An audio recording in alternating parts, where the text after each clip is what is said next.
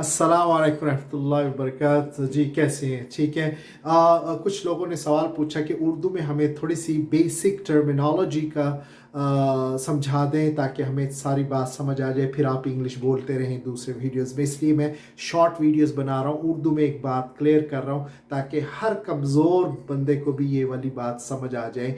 अगर ये बेस समझ आ जाएगी तो फिर लैंग्वेज सीखना, सिखाना, बोलना, बुलाना आसान हो जाएगा हम सब के लिए। तो ये आज की इस वीडियो में, शॉर्ट वीडियो में, मैं डिस्कस करना चाह रहा हूँ एक सैलेबल और एक स्ट्रेस का क्या होते हैं। ये सैलेबल क्या है और स्ट्रेस क्या है, इनका आपस में क्या रिलेशन है। ये इंग्लिश बोल चाल के लिए इनका समझना और इनका इस्तेमाल करना ये इंतहाई ज़रूरी है। उसके बगैर बोल चाल में गड़बड़ हो जाएगी और बातें सही नहीं हो सकेंगी। तो एक सैलेबल का समझना, हर जो इंग्लिश सीखने का शौक़ रखता है, ज़रूरत है उसकी इंग्लिश, तो उसको ये वाली बात समझना वाज़े तौर पे ज़रूरी है कि सैलेबल क्या होते हैं।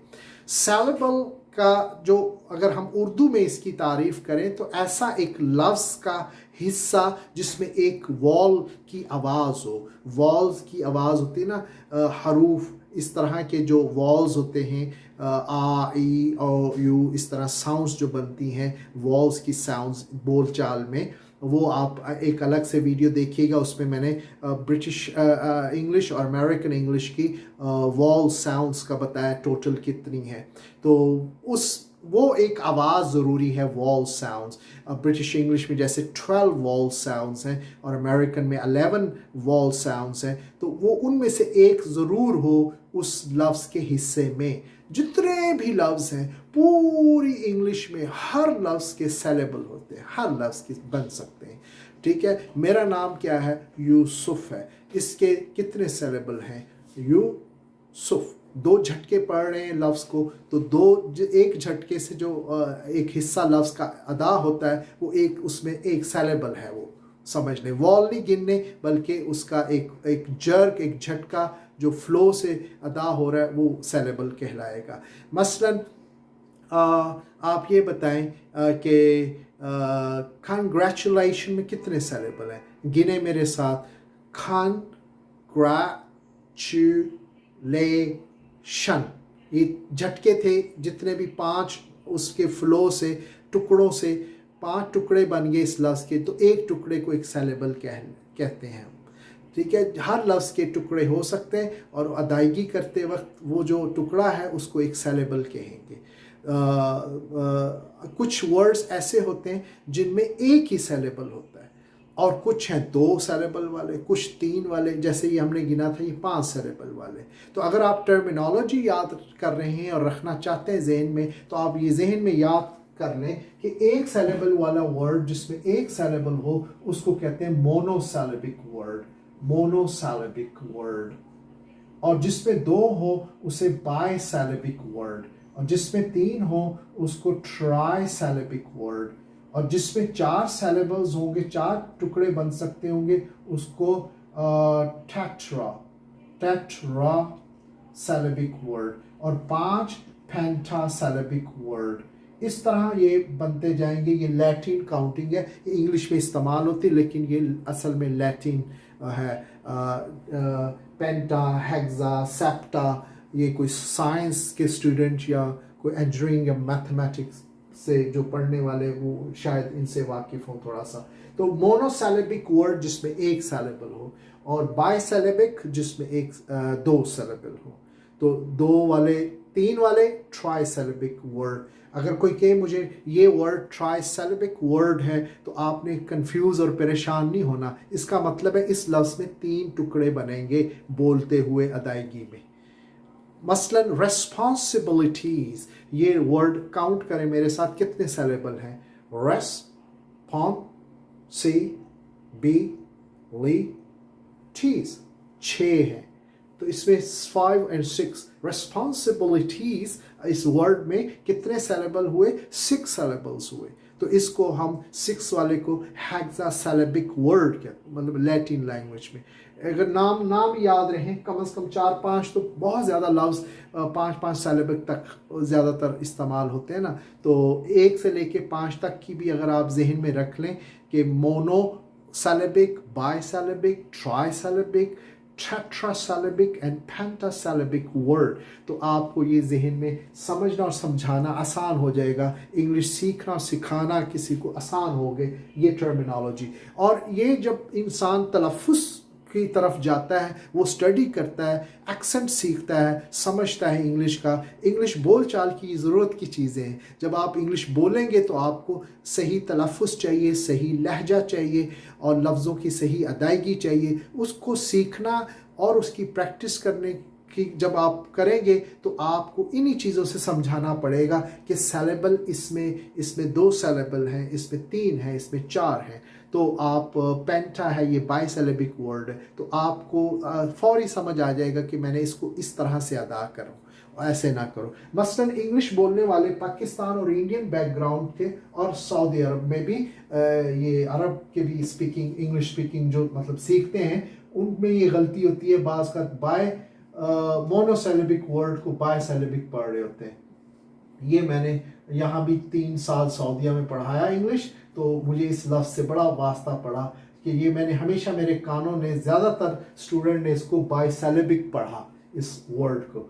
और ये वर्ड जो मैं लिख रहा हूँ सामने आपके, ये सारे वर्ड जो हैं ये मोनोसेलेबिक हैं, इनका एक सेलेबल है। ये अक्सर मेरे कानों ने इंग्लिश पढ़ाते हुए मुख्तलिफ मुल्कों में, इंग्लैंड, पाकिस्तान, सऊदी अरेबिया और चाइनीज़, कोरियन, ताइवान और मुख्तलिफ रशियन, ये अक्सर ये अरब के लोगों में ये इसको बाई सेलेबिक पढ़ देते हैं। मसलन कह दिया फरस्ट, माई फरस्ट, फरस्ट नहीं कहना, फरस्ट तो बाई सेलेबिक बन जाएगा, ये मोनोसेलेबिक है। फर्स्ट, फर्स्ट, फर्स्ट नहीं, फर्स्ट, फर्स्ट, मोनोसेलेबिक। इसी तरह ये लफ्ज़ ये नहीं है, ये बाइसेलेबिक नहीं है, ये नेक्स्ट, ये मोनोसेलेबिक है, नेक्स्ट। लेकिन मैंने कई स्टूडेंट से सुना, मेरे कानों ने, उन्होंने कहा next, next, my next class, next तो नहीं, ये नेक्स्ट, नेक्स्ट। तो उन्होंने नेक्स्ट एक दफ़ा कह लेते हैं, थोड़ी देर बाद फिर मुंह से निकलता है नेक्स्ट। तो ये मुंह से जो निकलता है ना, थोड़ी देर के बाद, ये वजह होती प्रैक्टिस ना की जाए और दिलचस्पी ना ली जाए, तो फिर वो लफ्ज़ वैसे ही ज़ुबान पे रहता है। जब पता लग जाए तो उसकी प्रैक्टिस कर लेनी चाहिए। नेक्स्ट है, ये नेक्स्ट मोनोसेलेबिक है, ये बाइसेलेबिक नहीं है, 2 नहीं है, इसमें एक है सेलेब। इसी तरह ये वर्ब, ये बहुत जगह आपने पाकिस्तान में सुनेंगे वर्ब, तो वर्ब तो 2 सेलेबल बन जाए, ये वर्ब नहीं है, ये है वर्ब, वर्ब, वर्ब तो ये मोनोसेलेबिक है। वर्ब तो 2 सेलेबल बनेंगे, ऐसे नहीं कहना, आपने कहना है वर्ब, ठीक है। और ये लास्ट वर्ड यहाँ लिखा है फॉर्म, तो फॉर्म एक सेलेब, मोनोसेलेबिक है, इसे फारम नहीं कहना, फारम। फार्म हो सकता है उर्दू ज़ुबान का कोई लफ्ज़ हो, इंग्लिश का लफ्ज़ फार्म नहीं है कोई। फार्म है एक फार्म, पोल्ट्री फार्म, मुर्गियों का फार्म होता है वो, बकरियों का फार्म, फार्म होता है वो। ये है फॉर्म, फॉर्म, ठीक है ना, फॉर्म, एप्लीकेशन फॉर्म, तो वो फॉर्म ये मोनोसेलेबिक है, फॉर्म, फार्म नहीं है, ठीक है ना। हो अगर आप इंग्लिश बोल रहे हो तो फिर आप इंग्लिश में ना बोलें, उर्दू में आप अगर बातें कर रहे हैं तो फार्म कह दें बेशक, लेकिन उर्दू बोलते भी आप, क्योंकि ये तो इंग्लिश का लफ्ज़ है, तो अगर उर्दू ज़ुबान ने इसको जज़ब कर लिया और इसका हिस्सा बन गया तो एक अलग बात है। अदरवाइज़ जब इंग्लिश में आप अपने जहन से इंग्लिश बोल रहे हो तो फिर आपने कहना है मुझे एक फॉर्म दे दें, फॉर्म, फार्म दे दें, ये ना कहना, ठीक है, फॉर्म दे दें। तो ये देखिए आप ये सुनेंगे किसी जगह, मेरे कानों ने कई बार सुना, यहाँ बेटा यहाँ वर्ब की फर्स्ट फार्म आएगी, वर्ब की फर्स्ट फार्म, फर्स्ट फार्म, तो सारे 3 लफ्ज़ गलत हो गए, एक तीनों, ठीक है ना। यहाँ यूँ कहना चाहिए कि ये ऐसे नहीं कहना, पहले मैं गलत कहूँगा फिर सही, पहले गलत, यहाँ पर वर्ब की फर्स्ट फार्म लगाएं, ये गलत कहना यूँ है, यहाँ पर वर्ब की फर्स्ट फॉर्म लगेगी, ये करेक्ट है, ये गलत तरीका। तो ये क्या मसला हुआ कि सेलेबल नहीं समझ आई, नहीं सीखे, गौर नहीं किया, तो वो फिर हमें उस पर प्रॉब्लम हो रही है। अब हमारा लहजा और तलफ़ुज़ ठीक नहीं हो रहा।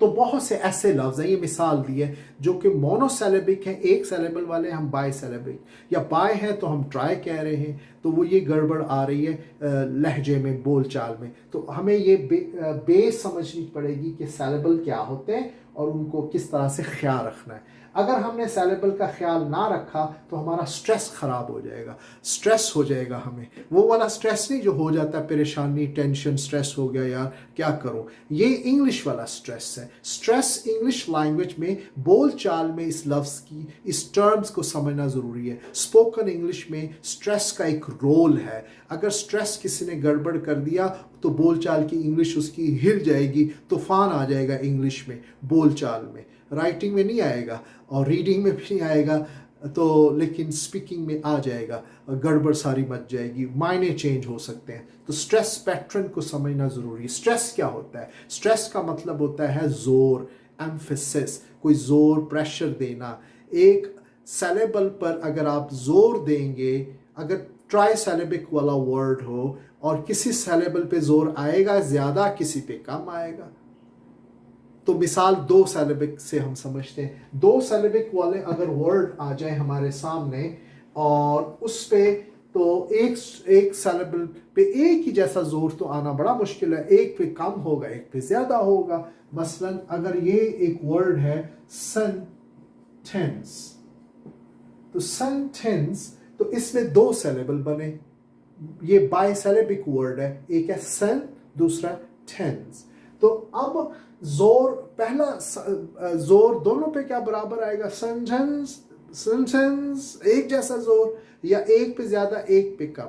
हाँ, एक पे ज्यादा आएगा, एक पे कम आएगा। पहले सेलेबल पर जो है वो जोर ज्यादा होगा, ये सेंटेंस कहेंगे, सेंटेंस नहीं कहेंगे। सेंटेंस कहेंगे तो ये गलत लफ्ज हो जाएगा, ठीक है, ये और मायने बन सकते हैं इसके, और तर्जमा हो जाएगा। तो सेंटेंस कहेंगे, सेंटेंस। तो सेंटेंस का मतलब जुमला या फिक्रा, और सेंटेंस एक मतलब है जुमला या फिक्रा इसको।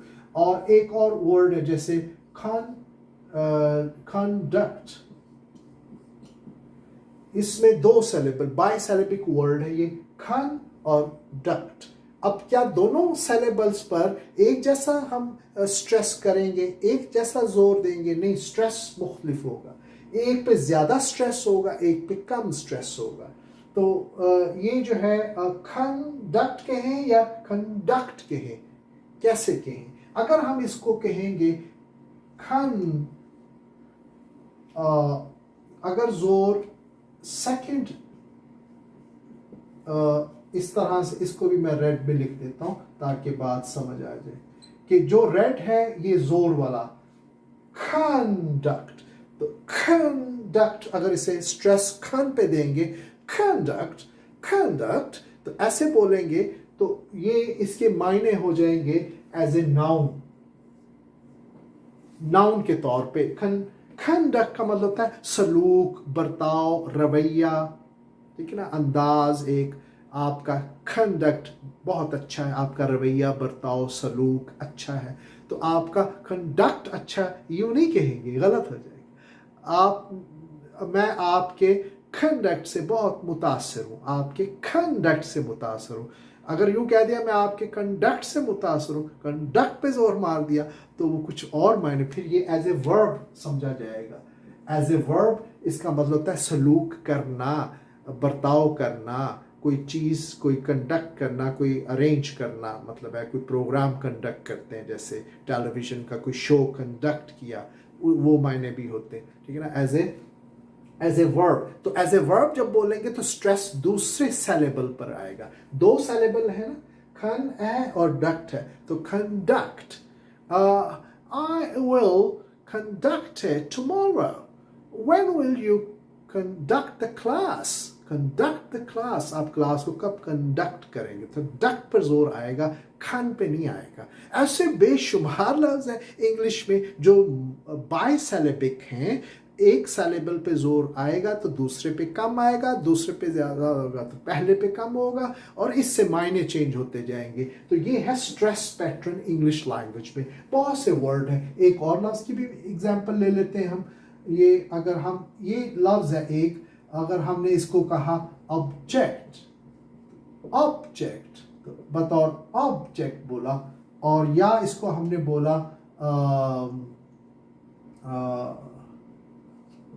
ऑब और चेक,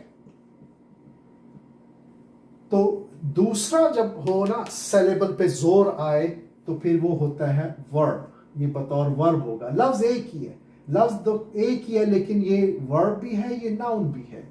अब यहां पर ये नाउन बन जाएगा,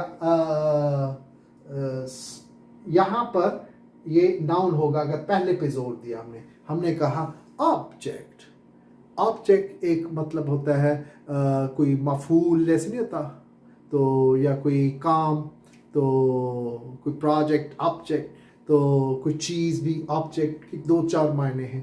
तो एज ए नाउन बोलेंगे तो कहेंगे ऑब्जेक्ट, ऑब्जेक्ट, जेक्ट पे जोर नहीं देंगे, ऑब्जेक्ट पे, जेक्ट पे थोड़ा कम हो जाएगा, सेकंड सिलेबल पे जोर कम रहेगा। और इस तरह अगर दूसरे सिलेबल पे जोर दिया ऑब्जेक्ट, तो ये वर्ब हो जाएगा एतराज करना। Why are you objecting it? Objecting it कहना है। Why are you objecting तो नहीं कहना, यानी अब पे जोर नहीं आया ना, जेक्ट पे आना चाहिए। I'm sorry, I will not object that. I'm sorry, I will not object that. तो मैं अब इतराज नहीं करूँगा, तो object that, जेक पे जोर लगाएंगे और अब पे नहीं लगाएंगे। इस तरह से बहुत से वर्ड हैं इंग्लिश लैंग्वेज में जो कि बाइसिलेबिक हैं, ट्राइसिलेबिक हैं, उसमें हमने स्ट्रेस अगर आगे पीछे कर दिया तो मायना चेंज हो सकता है, वो वर्ब का नाउन, नाउन का वर्ब बन सकता है, तलफ़ुज़ ख़राब हो सकता है। तो ये स्पोकन इंग्लिश के जो लर्नर हैं, स्टूडेंट हैं जो स्पोकन इंग्लिश सीख रहे हैं, इंग्लिश बोलचाल अच्छी करना चाहते हैं, तो उन्हें ये टर्मिनोलॉजी से वाक़फ़ियत होनी ज़रूरी थी इस वीडियो में कि ऑब्जेक्ट सिलेबल क्या होते हैं और जो है स्ट्रेस क्या होता है इंग्लिश लैंग्वेज में। हम नेक्स्ट वीडियो में कोई और टर्मिनोलॉजी पे बात करेंगे। Right, take good care of yourself. If you need practice in learning further more detail, you need to subscribe the channel, watch other videos, and there is a class online as well, so you can join that class and learn your English course in online. Right, take good care. Assalamu alaikum warahmatullahi wabarakatuh.